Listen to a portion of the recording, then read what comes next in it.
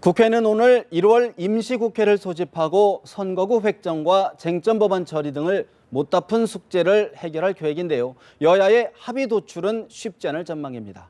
그런가 하면 100일도 채 남지 않은 4월 총선을 앞두고 정치권은 한층 더 바쁜 움직임을 보이고 있습니다. 홍익대 정군기 교수, 장한대 박창환 교수 두 분 모셨습니다. 어서 오십시오. 네, 안녕하세요. 말씀드린 대로 12월 임시국회가 이제 어제 종료가 됐는데 이른바 무쟁점 법안들은 이제 처리가 된 것 같은데 선거구 획정이라든가 이른바 쟁점 법안들은 처리가 안 된 것 같아요. 교수님, 예, 이번에 1월 임시국회 어떻게 전망하십니까? 예, 나랑을 거듭할 거로 생각은 되지만 쫓기다 보면은 또 일부 법안은 또 돼야 될 것 같아요. 머스트 돼야 될 것 같다는 느낌 드는데 네. 대통령이 뭐 역사에 죄를 짓는다 이런 평가 있었지 않았습니까? 근데 지금 그 노사관계법, 기업 활성화법, 테러방지법 가장 중요한 법안이 통과가 안 되고 있다. 이 국회의원들이 영어로 로메이커인데 전혀 로를 메이크하지 않고 있다. 참 아이러니하기도 하고 이러다 보니까 선거구 획정 문제하고 지금 나란히 그 두 가지 방향에서 전개가 되고 있는데 여당은 그 선거구 획정을 하게 되면 야당이 또 법안에 신경 안 쓸까 봐 같이 가져가자 연결하고 있고 쟁점 법안하고 연계하자. 예. 또 야당은 이렇게 되니까 그렇다면 우리가 조건 하나 더 붙이겠다. 우리는 선거 연령 인하를 들고 나갈 테니까 이거 또 받아달라. 이렇게 해서 서로가 조건에 조건을 붙여서 정말 그 롤을 메이크하는 본질적인 과정이 계속 엉클어지고 설클어지는 그런 그 과정이 아닌가 생각이 됩니다. 어떻게 보십니까, 박 교수님은? 개점 휴업이라고 하는 게 참 국회에서 이렇게 해도 되나 싶을 정도로 개점 휴업인 것 같아요.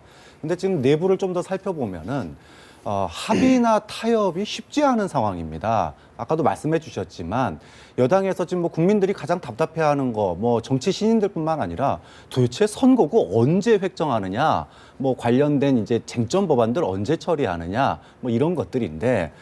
지금 선거구 획정 부분에 대해서 어느 정도 여야 간의 이견이 좁혀진 상태임에도 불구하고 아직 처리가 안 되는 결정적인 이유는 네. 여당에서는 청와대가 강력하게 신호를 보내고 있는 이 노동법 이거를 갖다가 꼭 통과시켜야 된다라고 하는 이른바 연계 전략입니다.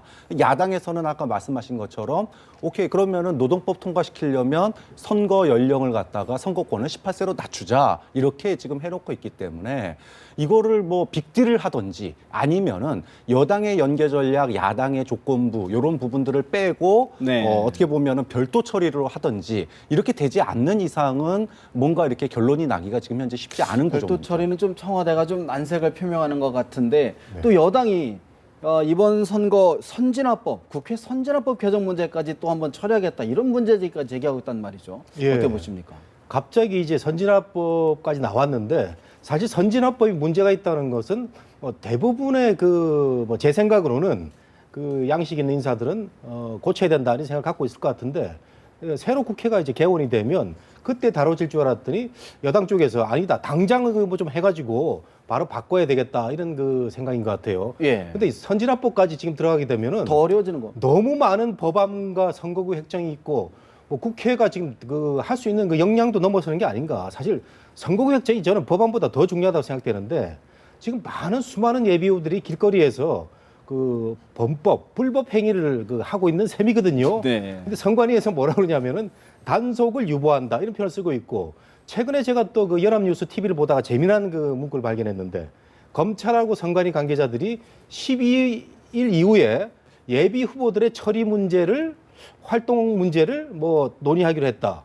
그래서 지금 새 정치 하겠다고 뛰는 많은 예비 후보들에 대해서 뭔가 문제아들이냐 이렇게 보도가 되는 것도 지금 아이러니 아닌가. 그렇습니다. 그래서 획정안, 법안 여기다가 선진화법까지 가게 되면 너무나 많은 숙제가 쌓인 게 싶어서 지금, 네. 예, 저는 선진화법 이전에 대통령이 얘기하는 거 있죠. 그런 법안 때 했으면 좋겠습니다. 정 교수님이 지금 지적은 해주셨는데 사실 정의화 국회의장이 8일까지 안 되면은 직권상정하겠다 했는데 그것도 사실은 새누리당 반대 때문에 이제 불가능해진 상태이고 또 일부에서는 이거 선거까지 연기해야 되는 것 아니냐 이런 얘기까지 나와요. 어떻게 봐야 됩니까? 정치 신인들 입장에서 보면 선거 이대로 치르는 게 문제가 많은 거죠. 자기 이름조차 알릴 수가 없고 이제 90여일 남았습니다. 100일도 안 남은 상황인데 이 상황에서 선거 치러지면은 당연히 기존의 이름이 알려진 현역들에게 유리한 구도가 될 수밖에 없겠죠. 그러다 보니까 답답한 마음에 총선 연기까지 얘기가 나오고 네. 있는데 근데 사실 국민들 입장에서 보면은요.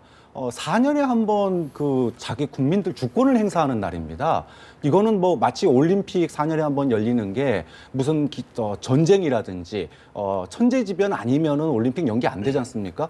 국민 주권 행사도 마찬가지예요. 국민 주권은 정해진 날짜에 그나마 그거 하나 바라보고 주권 행사하는 날인데 그동안에 국민들 국회에서 뭐 세금 올리고 뭐하고 이런 것들 다 지켜만 봐왔고 거기에 대해서 자신의 의견을 표현할 수 있는 유일한 기회인데 이렇게까지 가서는 안 되겠죠. 네. 바로 거기에 지금 정치권이 뭐 총선을 연기한다 이런 얘기 나오는 것 자체가 정치권의 지금 문제점을 그대로 노정하고 있는 거고 만약에 이런 상황이 더 오래된다면 정치권 여야 할 것 없이 네. 국민들의 심판을 받을 거고요. 그 책임은 현재 여야 지도부가 책임져야 된다고 봅니다. 각성에 또 각성을 촉구하는 말씀이신데 저희가 지금 대담을 나누는 중에 지금 우리 배종찬 리서치 본부장 다시 자리를 좀 합류해 주셨는데 오늘 너무 좀 서울 시내가 좀 밀리고 있습니까? 어떻습니까? 네, 정말 서울 시내는 지금 길도 막히고 네. 국민들의 마음도 정말 답답할 것 같습니다. 어떻게 보면은 지금 국민들이 사는 모습들을 보면은 민생의 현장은 너무나 힘들다는 것이거든요. 올해 이 경제 사정을 물어보는 개인 경제 사정을 물어보는 여러 조사 결과에서도 보면은 올 경제 사정에 대해서 상당히 어렵게 생각하고 있습니다. 게다가 새해 벽두부터 터진 이 북핵 바로 이 위기 때문에 상당히 여러 가지 뭐 우리나라 정시 네. 또는 외국으로부터의 투자 이런 부분들 어렵게 생각하고 있지 않습니까? 길마저 막혀 있는 지금 상황에서 국민들의 마음마저도 막혀 있는데요. 이런 부분들을 후련하게 뚫어져야 될 19대 국회가 선거구 획정까지 미루면서 더욱 답답해지는 네. 이 새해 초라고 할 수 있겠습니다. 걱정스럽게 와주셨는데 걱정을 또 많이 해주셨습니다. 그리고 정치권 이야기를 좀 해보겠습니다. 사실 이제 안철수 신당이 이름을 확정을 했습니다. 국민의 당 이렇게 이제 확정을 해서 공표를 했는데 정 교수님 네. 어떤 의미 어떻게 좀 해석하고 계십니까? 뭐 정당 이름으로는 뭐 좋죠. 국민의당. 뭐 옛날에 그 뭐 한국 국민당도 있었고 국민당이라는 이름은 많이 이제 정당사에 등장했는데 말 그대로 이제 국민들의 그 의사를 대변한다면은 국민당 이름은 좋은데 그리고 과정에서 문제가 계속 발생하고 있다. 네. 우리 연합뉴스 보도를 보면은 인재 영입을 하는데 계속 그 문제 있는 인사들, 문제 있는 인사라고는 하지만 뭐 다 무죄 판결 난 분들이기도 한데 어쨌든 간에 논란이 있는 그 네. 기성 정치 정당의 흉내를 내다 보니까 전 장관이 들어오면 좀 무게가 실린다.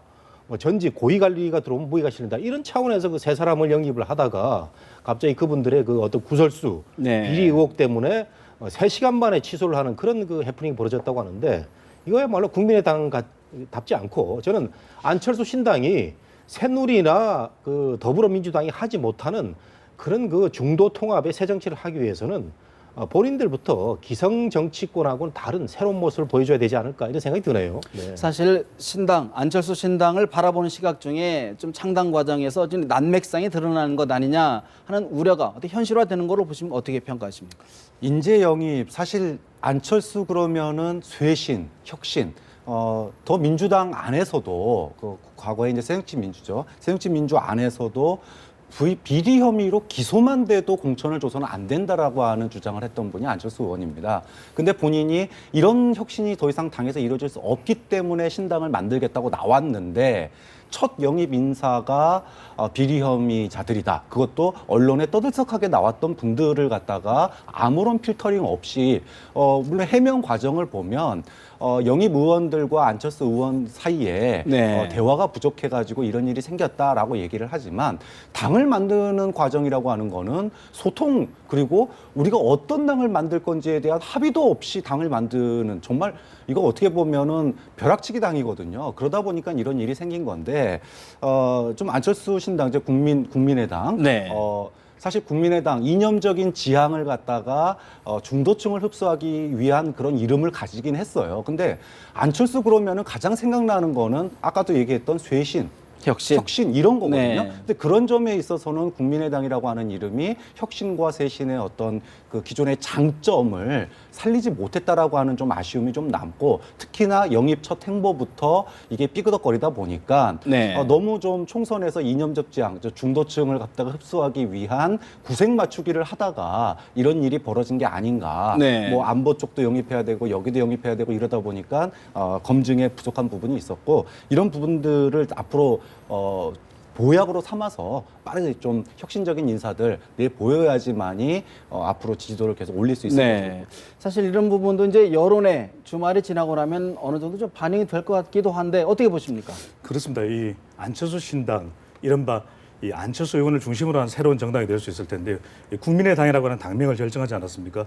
무엇보다도 우리 국민들이 바라는 것은 기존의 정당에 대한 혐오 때문에 새로운 선택지를 필요했던 것이고 그만큼 컨텐츠를 갖춰야 되는 것이거든요.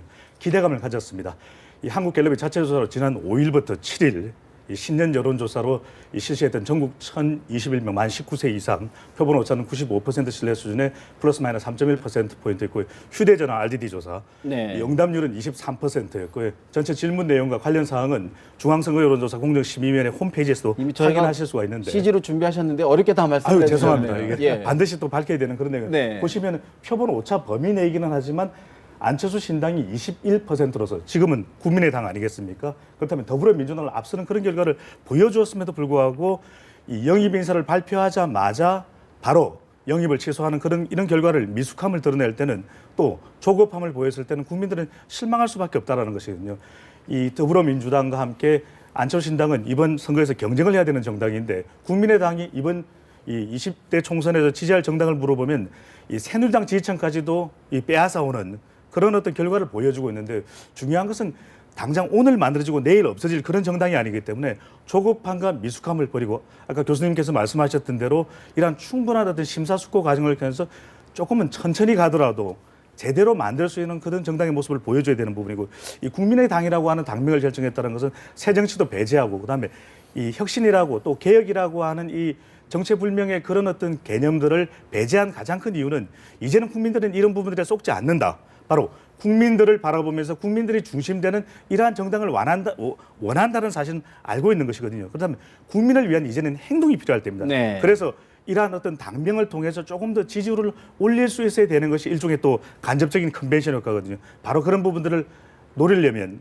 보다 더 한상진 이 추진위원장의 이야기처럼 차분한 두뇌 싸움, 좀 침착하고 프로페셔널한 미숙함을 걷어내는 그런 노력들이 반드시 필요해 보입니다. 사실 약간 좀 차이는 있지만 더불어민주당에서도 여성 인재 1호로 영입했던 김선현 교수 사실 오늘 새벽에 사의를 먼저 반납을 한다 표시했는데 정 네. 교수님 네. 어떻게 보셨습니까? 예.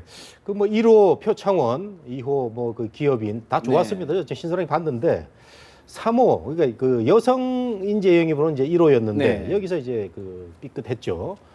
문제가 있는 인사를 검증하지 않고 뭐 문제가 있다는 표현이 이제 공적 인물들은 그 정확히 검증을 해야 되거든요. 이분이 그 위안부 할머니들이 그린 그 그림을 네. 그 사적으로, 무단으로 이렇게 사적으로 써가지고 활용을 했다. 그런 그 콘텐츠 어떻게 보면 저작권 이 선진국에서는요 저작권을 침해하는 걸 가장 그 도둑으로 생각하는데 그런 부분이 있었고요. 그 다음에는 그 이분이 그 학력 이 선거라든가 말 이런 데서 학력이 가장 중요합니다. 네. 그래서 그 학사를 나온 대학도 이렇게 그 잘못 표기가 돼 있는 이런 문제였는데 정말 그 쉽게 생각하고 이렇게 그 인재 영입을 하다 보니까 이런 실수가 있다고 실수라고 봅니다. 네네. 그래서 더불어민주당 더불어 잘하기 위해서는 인재 영입도 이제 정말 그 정밀 검증을 해가지고 계속 저는 뭐 잘 되길 바라는데 안철수 신당과의 싸움은 역시 그 인재 영입의 싸움이고 새누리 쪽에서는 인재 영입이 안 되다 보니까 많은 그 선수들이 들판에서 지금 뛰고 있는 그런 상황이죠. 예. 어떻게 보십니까, 박 교수님은? 안철수, 문재인 두 어떻게 보면은 야당의 대표가요. 자신들끼리 경쟁한다고 생각하지 않았으면 좋겠습니다. 국민들에게 더 국민들이 관심을 가져주고 정치에 또 자신들이 이런 사람을 통해서 이런 정치를 하겠습니다라고 하는 걸 보여주는 거거든요. 이게 국민들에게 보여주는 게 아니라 서로 야권의 주도권을 다툼을 하기 위해서 영입 경쟁을 벌이다 보니까 이런 조급함이 나타나고 검증에서의 문제가 나타나는 거예요. 그래서 그런 측면에서 뭐 개개인의 문제점 왜 없겠습니까? 그렇지만 상징성 사실 문재인 대표가 안신당에 또 불구하고 표창원, 김병관 이 두 분으로 인해서 지지층으로부터 엄청난 호감을 샀거든요. 이 효과가 정말 대단했습니다. 그렇다면은 물론 이제 안신당도 마찬가지, 국민의당도 마찬가지고 더민주당도 빠르게 대응을 해서 영입도 철회하고 네. 이런 절차를 거쳐서 그나마 다행이지만 앞으로도 마찬가지라고 봐요. 앞으로도 영입 경쟁이 될 텐데 서로가 안과 문이 서로 보고 이제까지 당내에서 싸우듯이 영입 경쟁을 할 게 아니라 국민들에게 우리가 집권을 하면 우리가 다수당이 되면 이런 사람들과 이런 정치를 하겠습니다라는 걸 보여주는 그런 네. 심사숙고의 영입 경쟁을 해야지만이 승리를 가져올 수 있다. 그런 점에서 안과 문의 영입 경쟁이 좀 더 심도 있고 그리고 네. 좀 더 천천히 그리고 좀 더 국민들이 원하는 사람들로 가게끔 또 노력해야 된다라고 하는 거를 이번에 이 두 사례에서 보여준 게 아닌가 싶습니다. 사실 영입 경쟁이라는 게 결국은 야권 세력의 재편을 지금 그 가속화하는 과정 중에 하나인데 재편의 어떤 캐스팅 보드라고 할까요? 어떤 일정한 키를 쥐고 있는 부분이 사실은 박영선 의원 전 공동 비상대책위원장의 거취이지 않을까 싶은데 정 교수님, 네. 사실 지금 정확하게 양쪽에서 러브콜을 받고 있는 것 같은데 박 의원이 뭐 좀 거취를 좀 아직은 결정하지 못하는 것 같아요. 어떻게 예, 보십니까? 결정 못한 걸로 보입니다. 예. 뭐 박영선 의원 하면은 정말 그 삼선의 중진이고 그 세련된 이미지에 그 야당으로서는 정말 그 좋은 그 인재입니다. 그리고 수도권의 그 통합 행동을 그 이끌고 있고 전 그 비상위원장도 했지 네. 않습니까? 그래서 그 박영선 위원장을 누가 잡느냐 이 싸움이 치열할 것 같은데 본인도 고민이 되겠죠. 뭐 어떻게 자기가 삼선을 한 그 당을 떠날 수가 있을 것인지도 생각해봐야 될 것 같고 또 지역구도 이제 구로입니다. 구로기 때문에 구로에는 호남표가. 또 호남의 유권자들이 많이 네. 계시고 박영선 의원을 좋아하지만 또 박영선 의원이 떠난다고 할 때는 또 다른 선택도 할 수 있기 때문에 지역구 사정, 본인의 진로 또 여러 가지가 묶여서 수도권을 대표하는 박영선 의원의 거취가 두 당에는 매우 그 향발을 가를 수 있는 큰 그 이벤트가 될 걸로 보이는데 제 생각에는 말이죠. 네. 그 문재인 대표가 지금 선대위원장을 제안했다고 하는데 선대위원장이라는 그 타이틀보다도 이 박영선 의원은 제가 그 언론사에 있을 때 같이 좀 근무를 잘 아는데 진정성을 좀 보여준다면은 잔류할 가능성이 좀 있지 않을까라는 생각이 들어서 선대위원장에 대한 어떤 그 실질적인 권한과 함께 진정성을 보이느냐 안 보이느냐 이게 그 중요한 그 탈당 여부의 관건이 되다고 봅니다. 네. 우리 배 본부장님은 어떻게 보십니까? 결국 인물의 이동 그리고 인물의 영입이라고 하는 것은 정당의 지지율을 높이기 위한 것이거든요. 당명을 바꾸거나 새로운 당명을 갖게 되는 것도 결과적으로는 일종의 간접적인 컨벤션 효과를 통해서 지지율을 올리겠다는 것인데요. 이 박영선 의원이 가져주는 존재감이라고 하는 결국 수도권의 경쟁력을 높일 수 있다는 것입니다. 앞서 소개해드렸던 화면에 보여드렸던 한국갤럽의 가장 최근의 조사 결과를 보면은 이 안철수 신당 이제 국민의당이 되는데 네. 상당히 지지율이 높아짐에도 불구하고 서울에서의 경쟁력은 여전히 부족하고 미흡하다는 이 생각을 지울 수가 없습니다. 서울의 경우를 보면은 새누리당이 36%, 그리고 더불어민주당이 22%, 안철수 신당, 자 국민의당이 됐죠. 네. 17%로 수도권 경쟁력이 올 총선에서 너무나도 중요하지 않겠습니까? 그러면 여성 유권자가 절반, 무조건 여성을 대변하는 어떤 박영선 의원의 위상은 아닙니다만 그 정도의 충분히 높은 인지도를 가지고서 보다 더 지지율을 끌어올릴 수 있는 그런 역할을 해줄 수 있다는 것이거든요. 근데 무엇보다 중요한 것은 이러한 지지율은 심지어는 새누리당까지 비롯해서 지지율이 아주 견고하지 않다는 점에서 각각의 정당들이 어떤 정치적 철학, 정책적 입장을 가지고서 인물을 영입하느냐가 너무나 중요하다는 것입니다. 어떤 역할을 맡길 것인지 그리고 그러한 인물들은 어떤 역할을 당에 와서 해줄지가 어느 정도는 이것이 조화가 돼야만 정당의 지지율에 도움이 되는 것이고 그것이 아니라 당장 인물을 영입해야만 이 위기 국면을 돌파할 수 있고 인물을 영입해야만 보다 더 주목을 받을 수 있기 때문에 단순히 검증되지 않은 인물 또는 안보가 급하다고 하니까 그 사람의 역할이라든지 그 사람의 현재의 어떤 능력은 검증되지 않고 영입할 경우에는 또 다른 이것이 후폭풍이 네. 될 수 있다는 것이죠. 그런 점에서 보다 더 요약해서 정리하자면 수도권의 경쟁력을 확보하는 데 있어서 박영선 의원의 역할은 더불어민주당, 국민의당 양당 모두 중요한데 과연 어떤 역할을 맡기고 네. 어떤 역할을 해줄 수 있는지를 분명히 해놓은 다음에 그런 다음에 인물의 이동 그리고 인물의 영입이 이루어져야 보다 더 국민들의 지지는 높아질 것으로 네. 유권자들의 지지는 높아질 것으로 보여집니다. 박영선 의원 사실 여성, 수도권, 중도의 어떤 민심을 뭐 표 좀 대변하는 것 아니냐는 그런 분석이신데 박 교수님은 어떻게 보십니까? 박영선 의원이 가지는 그 위치는요. 안철수 신당 국민의당에서도 중요하고 더 더불어민주당에서도 민주당. 중요합니다. 특히 이제 서울의 중진이거든요. 거기다가 합리적인 어떤 그 성향을 보이고 있고 또 개혁적인 인물이죠. 그런 측면에서 지금 국민의당에서는 당의 얼굴이 돼달라고 얘기를 하고 있고 지금 문재인 대표 쪽에서는 선대위원장까지 얘기를 하고 있습니다. 날이 갈수록 위상은 높아지고 있고 캐스팅 보드도 쥐고 있어요. 박영선 의원이 어떤 선택을 하느냐에 따라서 사실 국민의당의 어떤 속도감이 올라갈 수도 있고 또 더불어민주당의 위기감이 좀 가라앉을 수도 있고 네. 빠른 시간 내에 선거 국면으로 전환될 여지가 있는 거죠. 그런 측면을 본다면 더불어민주당에서 박영선 의원에게 상당히 파격적인 제안을 할 가능성이 있다고 봅니다. 이런 가능성과 그리고 사실 수도권 특히 서울에서 이 당을 바꾼다. 그리고 다자구도가 됐을 때 박영선 의원이 만약에 탈당을 할 경우에 서울에서의 다자구도는 정말 불가피한 상황이 되거든요. 그것도 경쟁력 있는 인물들끼리의 다자구도가 될 가능성이 높습니다. 만약에 박영선 의원이 그대로 더민주당에 남아있다는 네. 경우에는 상대적인 더불어민주당의 우위를 가질 수도 있어요. 예, 그런 측면은 그건 본인에게도 해당되는 문제거든요. 어떤 전략 공천의 대상이 될 수도 있다. 그렇죠. 그런 측면에서 박영선 의원이 지금 현재로서는 잔류할 가능성이 좀 높은데 여기서 지켜봐야 될 점은 그러면은 잔류를 하는데 선대위원장직을 맡으면서 잔류를 할 거냐? 그런 측면에서 보면 박영선 의원이 과거에도 뭐 비대위원장 뭐 이런 걸 맡은 경험들이 많은데 선대위원장을 맡았을 때 어떻게 보면은 그 부담감 네. 또는 책임을 져야 되는 그런 모습들 이런 것들에 대해서 좀 일정 정도 선을 긋지 않을까. 그래서 나만은 이때 선대위원장은 좀 안 맞는 좀 이런 어정쩡한 그런 스탠스를 취할 가능성이 현재로서 높아 보입니다. 네. 예, 그 박영선 의원 문제에 대해서 제가 한 말씀 더 드리면 박영선 의원이 그 꾸준하게 그 본인이 집착해온 문제가 경제민주화입니다.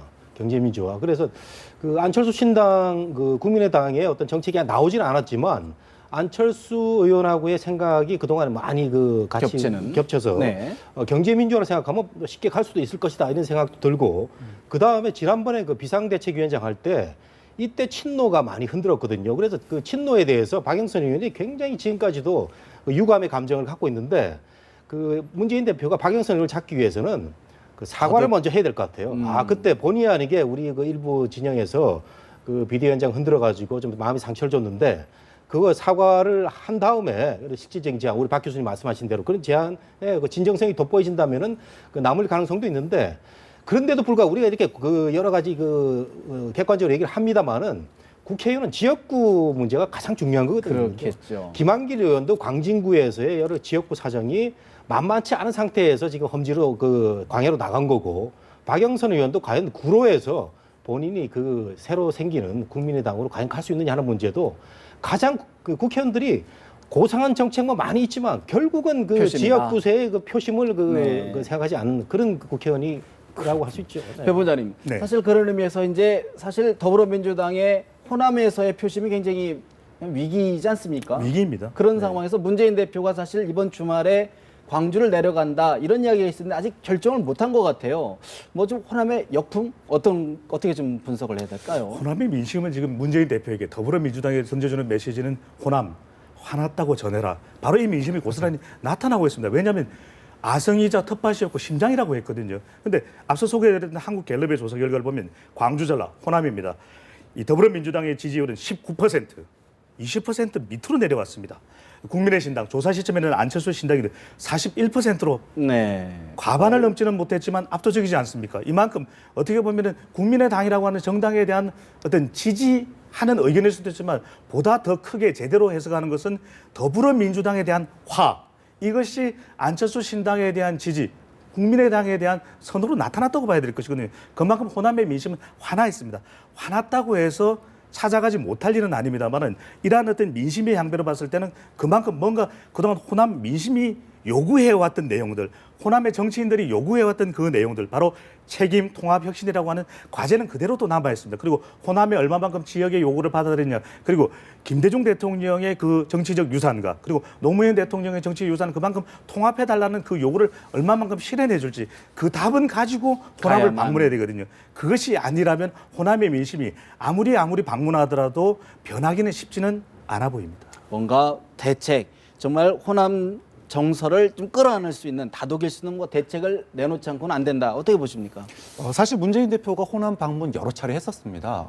뭐 안철수 신당 나오기 전에도 호남 민심 뭐 분당 뭐 탈당하는 의원들이 있을 때도 몇 차례 방문을 해서 다독이고 그랬는데 그럼에도 불구하고 이 지지율이 회복되지 않았었거든요. 그러니까 지금 가느냐 안 가느냐보다는 어떻게 가느냐가 더 중요한 것 같아요. 가가지고 지금 남아 있는 더불어민주당 예비 후보들 격려하고 또 깜짝 호남 역입 인사 발표하고 이런 이벤트도 중요하지만 사실 다른 지역과 다르게 호남에서는 이벤트보다는 진정성으로 가야 되거든요. 즉 야권의 맏형으로서 앞으로 야권을 자신이 통합적으로 끌고 갈 수 있는 어떤 비전과 그런 어떤 인물 또는 정책을 보여줘야 되는데 지금은 그걸 보여줄 수 있는 게 선대위예요. 네. 그러니까 선대위를 갖다가 꾸리고 중량감 있고 또 가능성 있는 인사들을 중심으로 선대위를 꾸리고 자신은 뭐 인재 영입이나 아니면 기타 이선에서 지지하는 이런 쪽으로 돌아서야지 네. 호남에서의 효과가 크지. 지금 그냥 호남 간다고 해서 뭐 해결되는 건 이건 아닌 것 아니다. 같습니다. 사실 새누리당 상황도 좀 한 가지 좀 짚어봐야 될 것 같은데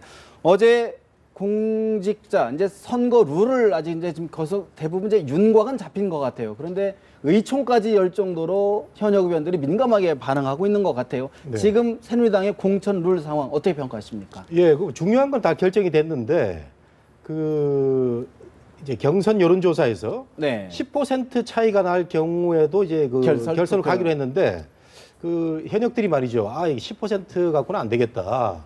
오차 범위 내에서 뭐 이렇게 해가지고 이제 10% 좀 더 좁혀라 그런 말씀이죠. 예, 예. 범위를. 그래서 뭐 이런 부분도 이제 그 다시 논의하기로 했고 결선 투표에 뭐 가산점을 줄 것인가 이런 부분도 넘기기로 했는데 그 일부 그 또 참여하는 의원들 중에서는 이 선수가 선수의 룰을 만든다 이런 비판도 하고 있는데 그 뭐 지금 뭐 그 예비후들도 있고 국회의원 그 또 출마 예정자들도 있는데 어쨌든 간에 그 현역의 그 어드밴티지는 뭐 대단한 것 같습니다. 뭐 룰도 만들고 의정 보고서도 보면은 지금 국회의원들은 뭐 전 가구에 다 보내는데 예비후자들 한 10분의 1 정도밖에 못 보는 그런 룰도 있고 해서 그 새누리당은 그 지금 공천 룰 가지고 이번에 상향식 공천에 어떤 그 방점을 찍으려고 하는 것 같아요. 이건 저는 네. 좋아 보입니다. 예, 예. 그 야당 두 당이 인재 영입이 어떻게 보면 말은 좋은데 인위적인 거거든요. 뭐 아주 명망가들을 이렇게 모셔와 가지고 보여주기식의 어떤 그 선거전을 준비한다면은 새누리당은